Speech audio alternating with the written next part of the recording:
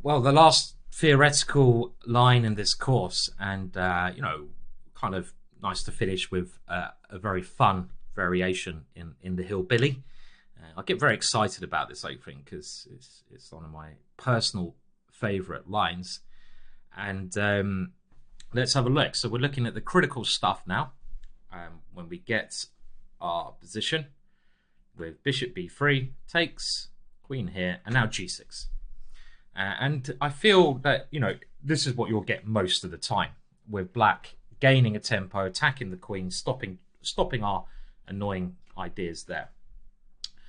Now, again, we've talked about our general plan earlier on in that game of Emanuel Berg, so I would suggest you look at that first before looking at the theoretical lines here. I mean, just to very briefly mention it again, we're generally aiming for queen h4, knight c3, f3, knight takes f3, d4, castles, bishop h6, knight g5, and then checkmate on h7.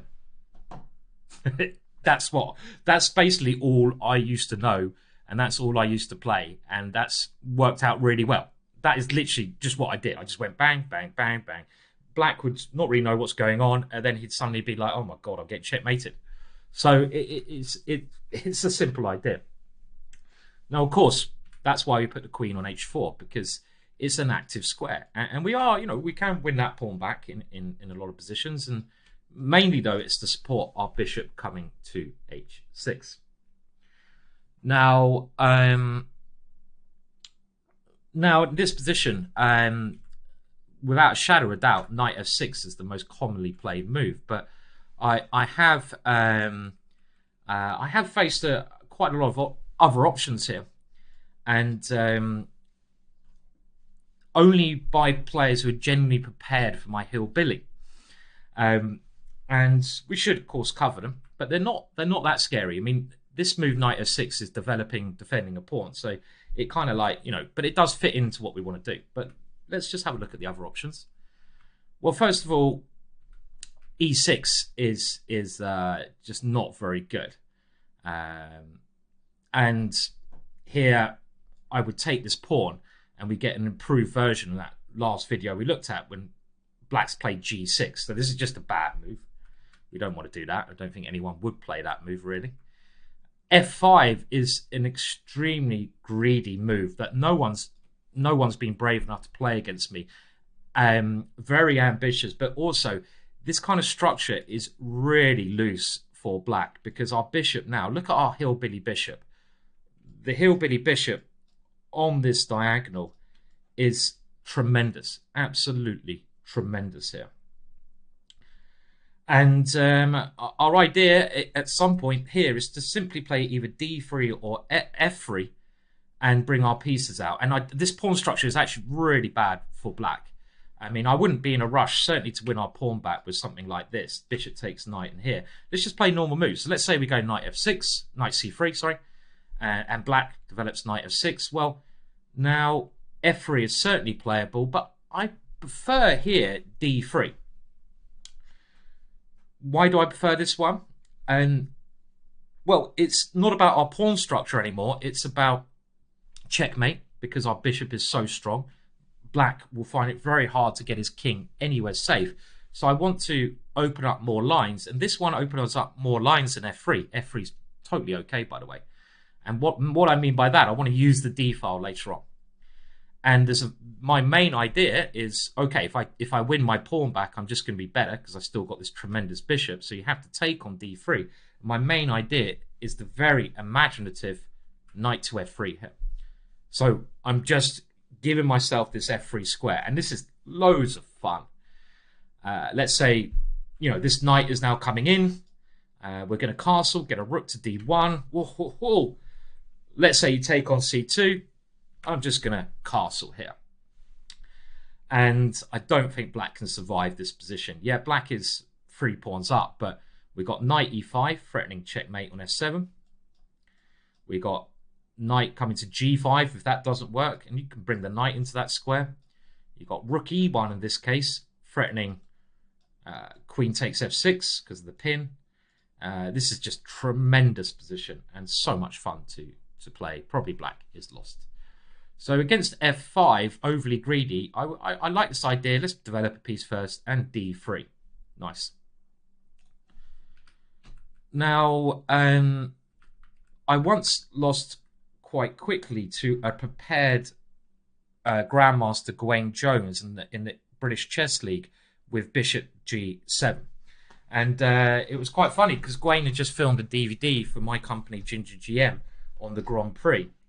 But then we went to the pub afterwards and we played blitz chess for about 3-4 hours. And I kept beating him in the hillbilly. So in the pub, he's just like, what is this? I don't know what to do against this. And he obviously did his homework. I thought because I scored so highly in it, I'll play against him.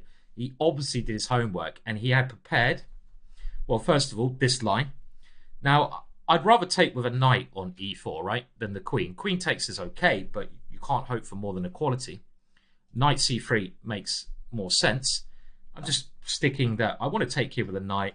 I might even not take that one, play f3, keep it a pure sacrifice. And now Gawain played a5, and this was his idea. This was a very sneaky idea that I fell straight into. I mean, I was half asleep, and I went knight takes e4, which just allowed Gawain to go a4 and b5. And after this move, my bishop has just gone to a really crappy square. So let's not fall into our opponent's plans, and a much better way to play here would have been, now that he's played a5, to take here. I don't want to allow these moves. Now, I know I just mentioned that I want to take here with a knight, but of course, when that's not possible, queen takes is fine, and we've got a position where these two moves have been played, and I think my developing move, knight c3, is better than this move a5. And here, I would say black is equal, but it's an interesting and position, and a fresh position. Let's play some more moves. Let's say knight to f6. If b5 here, continuing this plan, I really want to keep my bishop on this diagonal, so I would play a3 here. This is likely to transpose, just so my bishop has a2. So let's say knight f6. Now the queen goes back to this aggressive square, and we're back to the normal idea of d4, knight to f3, bishop h6. So b5 is the way to make the a5 advanced logical, and now a3. The reason I'm not going a4 is because after b4, my knight has to move, and this is okay, but I prefer a3, which just restrains those pawns. You can't go b4 because I take it, which is quite pleasant for me. And if you go a4, well, I'm going to put my bishop here, which remains there, and we go back to our normal plan, right? Knight f3, d4, bishop h6, and we keep our bishop looking there. Now, if black castles, well, another way you can play it, and again, I do like throwing these different things into the mix. We can just play that line we looked at, but let's just, again, find you some more unique ideas. This one is also an idea. I mean, you can put the knight on any of these two squares, and after something like this, castles here, d4.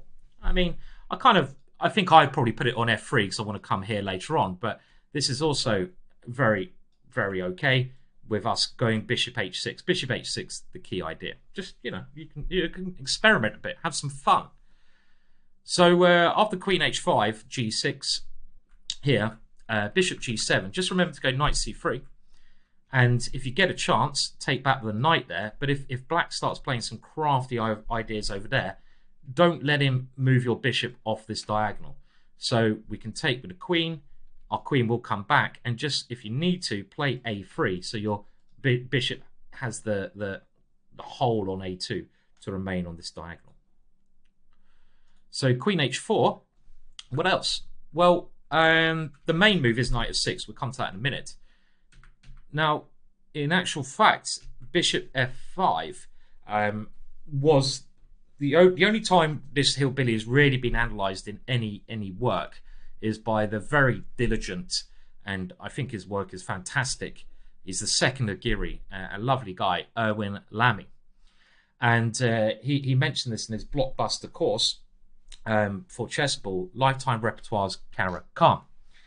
And this was also, okay, I say the only other time it was mentioned was in Francisco Rambardali's The Caracal Revisited. So it has been mentioned, the hillbilly, and both players now gave this move, because the point is, without putting the knight here, black has ideas now of playing e6 and trying to get rid of our dangerous queen. So this was their point. And here, for example, let's say we go knight to c3. The idea is now e6, and we don't have time to take that pawn. And after the queens get exchanged, black gets the queens off, and black, this is their suggested way of playing. So knight c3 is very tempting, but I think in this situation, because there's no knight on f6, so for example, in the main line, we go knight here, and now of course e6 makes no sense because there's no queen exchange, and bishop f5 brings us back into our main lines. But I think in this case, if bishop f5 is played immediately, we should now play f3 straight away. Now obviously e6 is not as effective because we can just win the bishop with g4. This is our main point, so we're stopping that move to start with. And after f3, well, you have to really take on f3. So we're getting our normal gambit position. And knight to f6, knight to c3, transposes back into our main line. So the only unique way of playing here, to try and keep it in that, I obviously do respect Erwin's ideas, is e6. And this is one of the ideas that they both mentioned. And now you have a choice. Queen f2 keeps it gambit style, and we can play there in our sort of in the way we've looked at. But it's a bit annoying to move our queen away from this aggressive square without achieving these ideas of bishop h6. So the recommended move we're going for here is to actually take the queen off. And you might be thinking, well, hang on a minute. Why are you exchanging queens when you're pawn down? Well, the point being, we now go knight to e5. And this keeps the pressure on. Knight takes here and g4. And even though the queens are exchanged, we see this throughout the course. You don't always have to fear the exchange of queens when we keep an initiative in the position. And I think this is one such case. When black can either defend that pawn with king e8 or knight h6. Now king e8 is probably more secure, because after knight to h6 we of course go d4, and we of course create the threat of this one, so black has to play f6. And now we can take on this square, and after here we have a couple of ideas. We can check and win our pawn back, we can take and win our pawn back, but if we really want to keep it in gambit style, even with the queens off, quite like bishop e3, and we are still attacking with very quick play, and this position the computer quite likes for white. I mean, if you take here, our bishop comes in, you have to move your rook, and you can play standard ideas here, and even a little h3 at the right moment. Let's not forget this move, which we see in the main lines, works very well with e6 potentially dropping. The rook's coming here, and this line is very nice. So bishop f5, f3 straight away is the key thing to remember, because e6 is the move that black's aiming for. And now after takes e6 here, we will take the queen. And now let's have a look at the better move, king e8. Well, with this move, we play g4.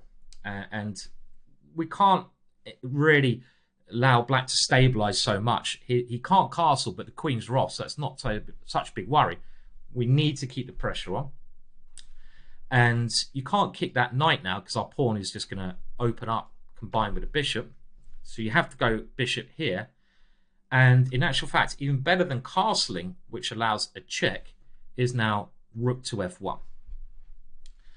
This forces f6, because again, knight moving to this square, it's even worse now, because we have d3 gaining a tempo, and we're actually winning, taking the knight, taking f7. So looking at this line again, king e8, g4, rook f1, stopping a little check here if we had castled. which would be losing for us. These bishops would create some nasty problems there. So let's not castle. And now f6. I expect black is doing well here, is doing okay. But white has, I feel, very nice practical chances after d3. And after this one, the knight comes back here. And with ideas of knight d4 in this position, knight c3, we keep some good practical chances. Now, I would like to say that, this rare move that, of course, Erwin, great player, has found, it is one of black's best tries in this whole course. It's one of the ones where, if black plays this way, black should be comfortable. I'm not saying white's better in this position at all. But we still keep that gambity initiative in a lot of these lines. I mean, let's play some more moves like bishop g7, knight c3, and now if knight e7, which is a normal move but actually a mistake, we've got knight d4, and even with the queens of the board, we're still keeping pressure with ideas like knight e4. And you can see here, if black plays normal moves, he can get in trouble, remaining with pressure. But I would like to say, out this whole course, bishop f5 is one of the better lines that black has, when I think we should go f3. And now if black takes and goes e6, I still think taking queens is our best practical chance with this knight e5. The other option you do have is this queen f2, when again, this is probably the biggest leap of faith in the whole course. I expect black is better here, but we keep our gambity fun ideas alive. So do you want to swap queens? I would swap queens because it causes many more troubles for black after this idea of g4. We keep the game alive. We keep the pressure up here with f6 and d3, and now knight to f3. But in all honesty, of course, black should be fine here. So I do want to say that, I said at the first, the hillbilly is the one line where you've got to have a little bit more faith than the others. This is one of black's best defensive lines, but it is a gambit course. I had to include the hillbilly because I still have a lot of fun playing it. And I think, again, practically speaking, you will enjoy it a lot as well. But a little bit of word of warning, that is certainly one of black's best ideas. Now, if he does find bishop f5, well done black. He's done his research and we're still okay. But if he plays knight to f6, we can start rubbing our hands again, because this is what we are most likely to get when knight c3 is the move to play. And now you're most, again, likely to face this move bishop f5. Now, I would generally, in these positions here, even against bishop g7, I mean, there's nothing wrong with taking the pawn, but I would still go for f3. And these are very like our main line. You can look at the lines that occur that are particularly unique in the move trainer, but as they're so like the main lines, I don't think there's any point me covering in the video here. The move trainer will do that.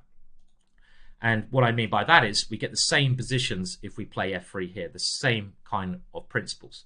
And I must admit, now that we've got this move in, I think we're very, very happy. And this is definitely full compensation for white. Now, Spielman once played e3 against me, Grandmaster Spielman. But after this one, this looks really, really good for white. We're not even a pawn down, and we've got the same ideas. Okay, our knight can't come to f3, but with e4 coming and the bishop comes to h6, this is very good.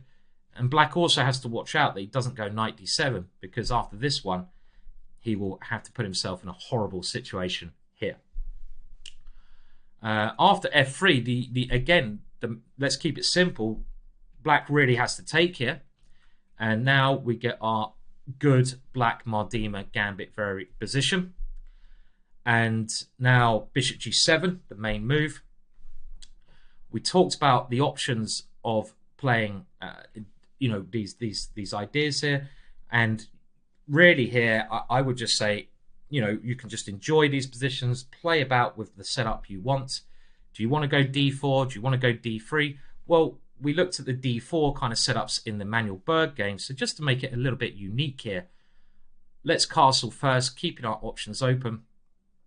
And after castles, in this one, let's just see the d3 options. Again, both of these moves are good. They both have advantages and disadvantages.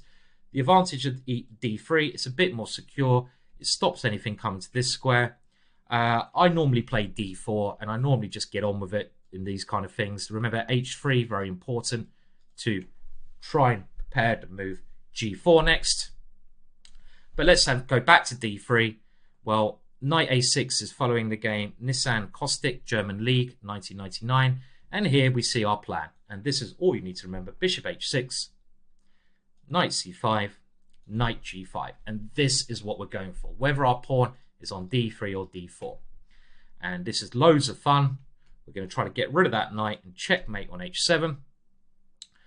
And now a5 was tried here. And of course, this makes a lot of sense. He's trying to do something there. But another key move to really remember in these positions is h3. And this prepares g4 at the right moment. And it's also very sneaky because now after a4, one last tactic to show you. Bishop takes f7 check. I've won games with this. And now bishop takes g7. If rook takes queen c4, regains the piece with a weakened black position and material equality. And if king takes here, knight takes f7. And now we see g4 coming in. And with this one, we can even just go queen f2. And the point is, after their exchange, the bishop really has to move. And we got g5 for exchange up in the ensuring late middle game. So the hillbilly, it's a very interesting variation. I'm not going to go, I mean, to be honest, we covered it quite a lot in the start game. I don't want to go over complex with these positions here where we get this f3 move in. You just got to remember the simple plans there. You have a lot of fun. It does feel that black's best way of dealing this, as Irwin found, is bishop to f5. And this is certainly critical when after f3 takes, knight takes, you have to decide if you're going to go for our suggested line here of taking and knight e5, or if you're going to keep the ongoing compensation, not as strong as in the main lines, but even here, we've got to remember it's pressure with castles and h3 and g4 being more powerful now the pawn's here. So you've got the two options here against black's best line. It is a gambit. It is a lot of fun to play. Maybe this is more of a leap of faith, the hillbilly, than our other gambit lines, but I had to include it in this course because it's one of my personal loves. And just play it out, and I'm sure you'll be convinced of the strength and the practicality of it as well.